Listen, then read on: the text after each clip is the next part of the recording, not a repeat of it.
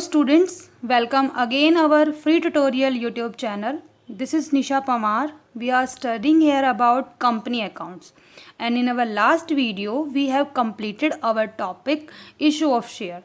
There are three ways of issue of share. First is privately subscription of share, and the second is public subscription of share, and the third is issue of share consideration other than cash. I hope you all understand that topic very well, and student, you will find the links to all the videos so far in the description box below. And in our today's video we discuss about our next topic, that is calls in arrear and calls in advance. तो अभी हमने issue of share के बारे में पढ़ा था, but student कई बार क्या होता है ना कि आपका कोई जो शेयर होल्डर है वो आपकी कोई कॉल नहीं पे कर पाता है। मैंने जब आपको बताया था इशू ऑफ शेयर वाला टॉपिक, तो वहाँ पे मैंने एक आपको हिंट दिया था कि जब आप अपने शेयर्स का ड्यू अमाउंट मंगवाते हो अपने शेयर होल्डर से, तो आपको कम से कम 14 डेज़ का टाइम पीरियड उसको देना पड़ता है ताकि वो अपनी पेमेंट कर पाए। बट कई बार क्या होता है कि आपका जो शेयर होल्डर है वो टाइम देने के बाद भी आपकी कॉल पे नहीं करता है, तो हम उसको कॉल्स इन एरियर में डाल देते हैं। ठीक है। और कॉल्स इन एडवांस का क्या मतलब होता है कि अगर वही शेयर होल्डर या फिर कोई और वो आपकी आने वाली जो फ्यूचर में जो कॉल्स आप मंगवाने वाले हो उन कॉल्स को पहले ही पे कर दे, एडवांस में पे कर देता है। ठीक है। तो आज हम इन दोनों टॉपिक्स के बारे में पढ़ेंगे कि कॉल्स इन एरियर को आप कैसे ट्रीट करोगे, और अगर आपका कॉल्स इन एडवांस अगर आपका होगा तो आप उसको कैसे ट्रीट करोगे। ठीक है। तो कॉल्स इन एरियर को ट्रीट करने के आपके पास दो मेथड होते हैं। First is without opening calls in arrear account, and the second is opening calls in arrear account, कि या तो आप अपना calls in arrear account open करके एंट्री करो या फिर विदाउट ओपन एंट्री करो। तो विदाउट ओपन में क्या करना है, जस्ट सपोज आपकी फर्स्ट कॉल आपने ड्यू की, ठीक है, आपका 20,000 अमाउंट ड्यू हो रहा है, तो ड्यू करने की हमारी एंट्री क्या होती है, share first call account debit to share capital. उसके बाद जब हम अमाउंट रिसीव करते हैं तो हम एंट्री करते हैं bank account debit to share first call. तो देखो यहाँ पे जो मेथड हम कर रहे हैं वो है आपका without opening calls in error account, मतलब आप यहाँ पे calls in error account open नहीं करोगे। तो आप क्या करोगे, जो आपके 1,000 अगर कोई शेयर होल्डर नहीं पे कर पा रहा है तो आप डायरेक्ट एंट्री कर दोगे bank account debit to share first call account और अमाउंट डाल दोगे 19,000, कि आपको 1,000 जो अमाउंट है वो रिसीव नहीं हुआ है। ठीक है। कॉल्स इन एरियर को बैलेंस शीट में हम लोग सब्सक्राइब कैपिटल में दिखाते हैं और लेस करके दिखाओगे कॉल्स इन एरियर, ये मैं आपको पहले ही एक्सप्लेन कर चुकी हूँ। ठीक है। अब एंट्रीज़ का हम बात कर रहे हैं, तो एंट्रीज़ में आपको इस तरह से दिखाना है। अगर आप calls in error account open नहीं करोगे तो आपकी एंट्री में कोई चेंजेस नहीं आना है, सिर्फ आपका अमाउंट आप लेस करके दिखा दोगे बस। उसके बाद सेकंड इसमें आपका है by opening calls in arrear account. ठीक है। अगर आप ओपन कर रहे हो तो आप कैसे करोगे, तो देखो सब वही हम सेम एग्जांपल ले लेते हैं जो मैंने अभी पहले लिया था, कि आपने अपनी फर्स्ट कॉल ड्यू करी, share first call account debit to share capital account 20,000 rupees से। यहाँ पे भी जो आपका शेयर होल्डर है आपको 1,000 रुपीज़ नहीं दे रहा है, तो क्या एंट्री कर देंगे हम लोग, bank account debit calls in arrear account debit to share first call account. जो अमाउंट आपको नहीं मिल रहा वो आप कॉल्स इन एरियर में डालोगे, जितना रिसीव हो गया है वो आपके बैंक अकाउंट में चला जाएगा। और फर्स्ट कॉल आपकी 20,000 की ड्यू हुई थी, तो यहाँ पे आप फर्स्ट कॉल को 20,000 का ही शो करोगे। ठीक है। ये आपके दो मेथड होते हैं, without opening and by opening calls in arrear account. अगर आपको क्वेश्चन में मेंशन किया गया है कि आपको calls in arrear account open करना है तो ही आप उसको ओपन करके इस तरह से एंट्री करोगे।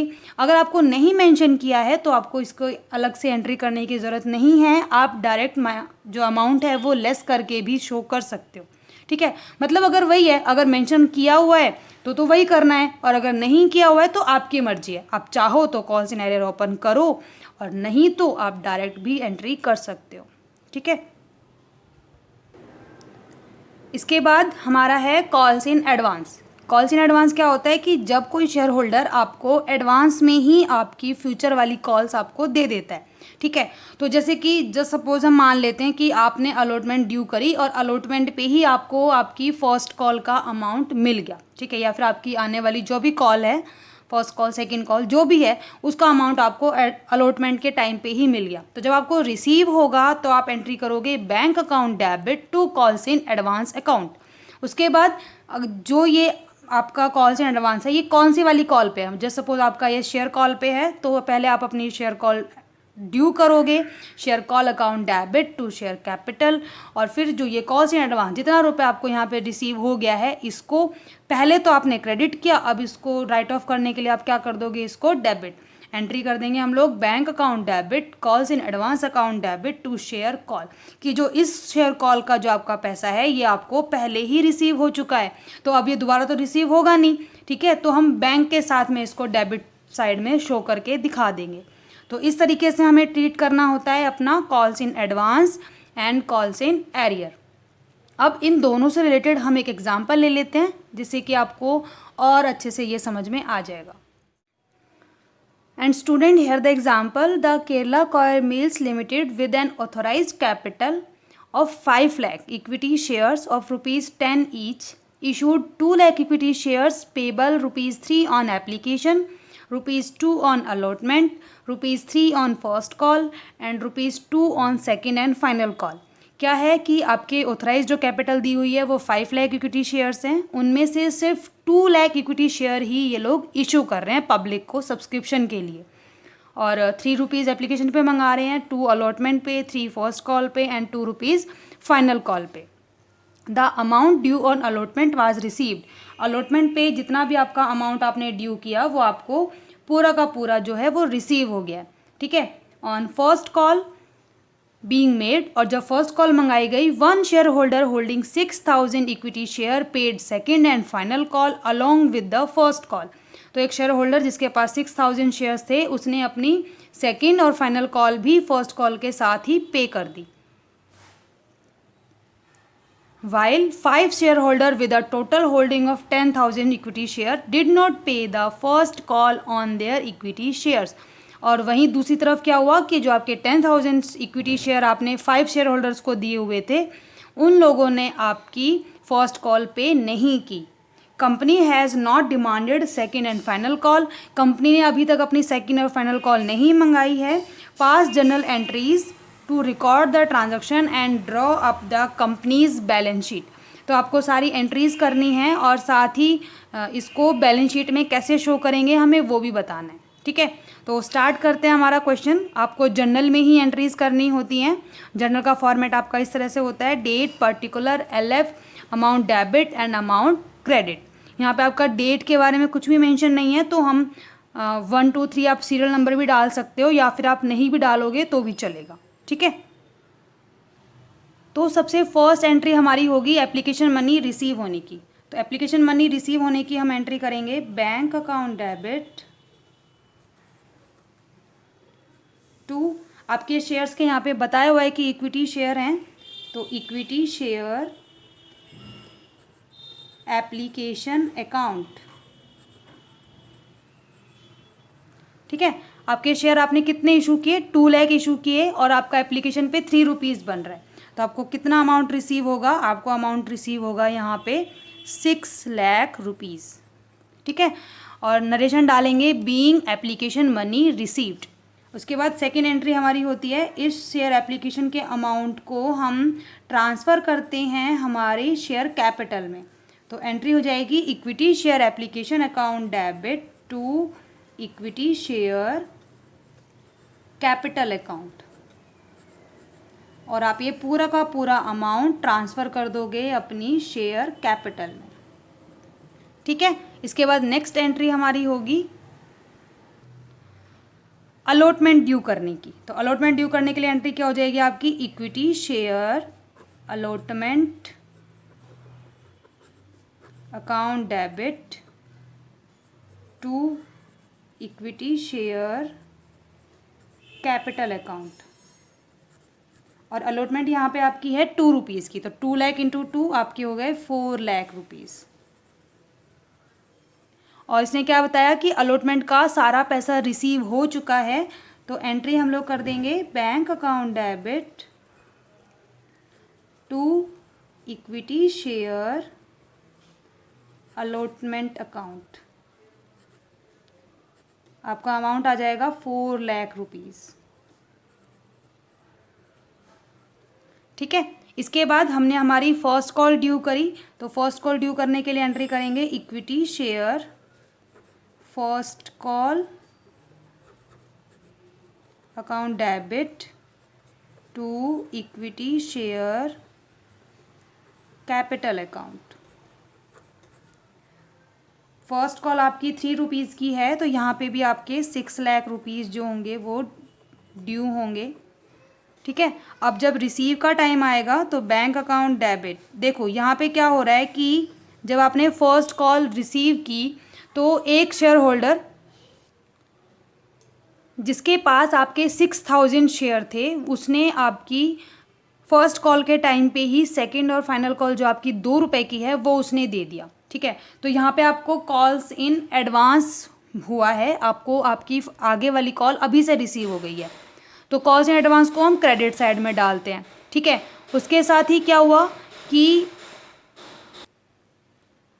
एक जो शेयर होल्डर हैं जो आपकी जिन्होंने आपके 10,000 शेयर्स लिए हुए थे उन लोगों ने आपकी फ़र्स्ट कॉल भी नहीं दी, तो फर्स्ट कॉल आपकी बन रही है 3 रुपीज़ की, यानी कि 30,000 उन लोगों ने नहीं दिया, तो ये आपका चला जाएगा कॉल्स इन एरियर में। तो यहाँ पे एंट्री किस तरह से होगी, देखो आपके 6 लाख ड्यू हुए हैं, इसमें से 30,000 तो आपको रिसीव नहीं हुए, तो 6 लाख में से पहले आप 30,000 लेस करोगे, आपका बनेगा 5,70,000, और फिर आपको 6,000 शेयर्स पे आपकी सेकंड कॉल भी मिल गई, मतलब आपको 12,000 और रिसीव हो गए, तो 5,70,000 में आप ऐड करोगे 12,000 तो आपको रिसीव होंगे टोटल 5,82,000 रुपीज़। ठीक है, और यहाँ पे हम लोग calls in arrear account open करके एंट्री कर देते हैं, तो एंट्री आपकी हो जाएगी calls in arrear account debit, कितना है कॉल्स इन एरियर आपका 30,000 रुपीज़। ठीक है, और ये कौन सी कॉल है आपकी, equity share first call account, आपने कितने की ड्यू की थी, या आपने अपनी 6 लाख रुपीज़ की ड्यू की थी, और आपको कॉल्स इन एडवांस कितना मिल गया, तो टू कॉल्स इन एडवांस ये आपको मिल गया है 12,000 का। ठीक है, और एक चीज़ जो आपका कॉल्स इन एडवांस होता है ये एक तरह से आपकी करंट लाइबिलिटी है कि जो आपके शेयर होल्डर हैं उन्होंने आपको एडवांस में ही पे कर दी, तो इसको आप अपनी बुक्स में एज अ लाइबिलिटी दिखाओगे, वो भी करंट लाइबिलिटी में। ठीक है, अब इस क्वेश्चन में आपको बैलेंस शीट ड्रॉ करने के लिए भी बताया है, तो हम बैलेंस शीट कैसे ड्रॉ करेंगे। सो स्टूडेंट ये हमारी बैलेंस शीट है, बैलेंस शीट में आपको 3 कॉलम बनाने होते हैं, आपको प्रीवियस ईयर अमाउंट का भी बनाना होता है, बट यहाँ पे मैंने सिर्फ 3 ही बनाए हैं। ठीक है, particular, note number and amount. तो सबसे मेन हेडिंग आपकी होती है इक्विटी एंड लाइबिलिटीज़, उसके अंदर आपका शेयर होल्डर्स फंड, देन उसके अंदर सब हेडिंग आपकी होती है शेयर कैपिटल। ठीक है, और ये शेयर कैपिटल हमें कैलकुलेट करनी पड़ती है अपने नोट्स टू अकाउंट में। ठीक है, और यहाँ पे आपकी करंट लाइबिलिटी भी है कॉल्स इन एडवांस, तो उसके लिए भी हम यहाँ पे नोट नंबर 2 हमने डाल दिया। देन आपकी एसेट्स में आपकी कैश, क्योंकि आप जब शेयर्स आप इशू कर रहे हो तो आपके पास कैश भी आएगा, तो कैश और कैश इक्विवेलेंट के लिए हमने नोट नंबर 3 डाला है। ठीक है, अब ये तीनों अमाउंट हम कहाँ पे कैलकुलेट करेंगे, हमारे नोट्स टू अकाउंट में। तो नोट्स टू अकाउंट आपका इस तरीके से बनेगा, पर्टिकुलर एंड अमाउंट, सबसे पहले आपकी शेयर कैपिटल नंबर 1 पे आएगा, तो शेयर कैपिटल में ऑथराइज कैपिटल, देखो आपको इस क्वेश्चन में मेंशन थी कि 5 लाख की आपकी थी 10 रुपीज़ ईच, तो वही चीज़ मैंने मेंशन की है, 5 lakh equity share of ₹10 each, तो 50 लाख आपका अमाउंट हो गया, बट इसको हम यहीं पे छोड़ देते हैं, ये हम अपनी बैलेंस शीट में नहीं लेकर जाएंगे। उसके बाद इशूड कैपिटल, इशू इन लोगों ने कितना किया, 2 लाख रुपीज़ इशू किया, तो ये आपकी इशूड में आ जाएगा 2 lakh equity share of ₹10 each, तो 20 लाख रुपीज़ आपका अमाउंट, बट ये भी अमाउंट आपकी शेयर कैपिटल में नहीं जाएगा। उसके बाद सब्सक्राइब्ड कैपिटल, तो सब्सक्राइब्ड में आपकी यहाँ पे कौन सी है, not fully paid up, because कुछ शेयर होल्डर ने आपका अमाउंट नहीं दिया, तो यहाँ डालेंगे हम subscribed and not fully paid up capital. तो आपके 2 लाख के इक्विटी शेयर्स थे 10 ईच, बट आपने अभी तक कितना मंगाया है, आपने सिर्फ 8 रुपीज़ ही मंगाया है, बाकी देखो इस क्वेश्चन में आपको मेंशन है कि उन्होंने जो सेकंड कॉल है वो लोग नहीं मंगवा रहे हैं। ठीक है, तो 8 कॉल्ड अप हमारा हो गया, तो 2 लाख इंटू 8 आपका 16 लाख, कॉल्स इन एरर हमारी कितनी थी 30,000, वो हम यहाँ पे लेस कर देंगे, तो आपका आ जाएगा अमाउंट 15,70,000, और ये अमाउंट उठा के आप दिखाओगे अपनी शेयर कैपिटल में। ठीक है, जो बैलेंस शीट में हमने शेयर कैपिटल हेडिंग डाली है उसमें, और नंबर 1 आप डाल दोगे नोट नंबर, ठीक है। उसके बाद अदर करंट लायबिलिटी, तो अदर करंट लायबिलिटी में हमारे पास यहाँ पे एक ही आइटम है, क्या, कॉल्स इन एडवांस, तो आप अपना other current liability calls in advance डाल दोगे 12,000, और ये अमाउंट भी आप दिखाओगे अपनी अदर करंट लायबिलिटी में। तो ये दोनों चीज़ें आपकी लायबिलिटी से रिलेटेड ही हैं, तो टोटल करके यहाँ पे आपकी टोटल लायबिलिटी जो है वो हो गई 15,82,000। उसके बाद कैश एंड कैश इक्विवेलेंट में आपके पास यहाँ पे सिर्फ एक ही आइटम है, कैश एट बैंक, तो वो कितना है आपका 15,82,000।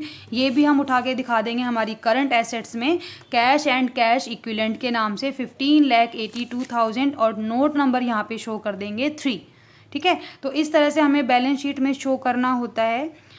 I hope you all understand that topic very well, and if you have any doubt you can ask by commenting in our comment section, and in our next video we discuss about over subscription and under subscription of shares, कि अगर आपके shares का over subscription हो जाता है, और सबसे पहले तो ओवर सब्सक्रिप्शन का मतलब ही क्या होता है हम उसके बारे में स्टडी करेंगे, देन उसे हमें कैसे ट्रीट करना है, कैसे एंट्रीज़ करनी है, क्या चेंजेस आएंगे आपकी एंट्रीज़ में, हम उसके बारे में डिस्कस करेंगे।